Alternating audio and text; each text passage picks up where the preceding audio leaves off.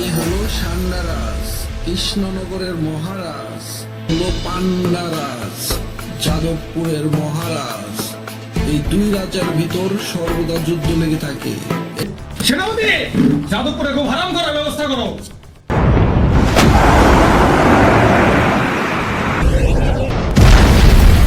কৃষ্ণনগর থেকে আমাদের রাজ্যে আক্রমণ চালানো হয়েছে মহারাজ।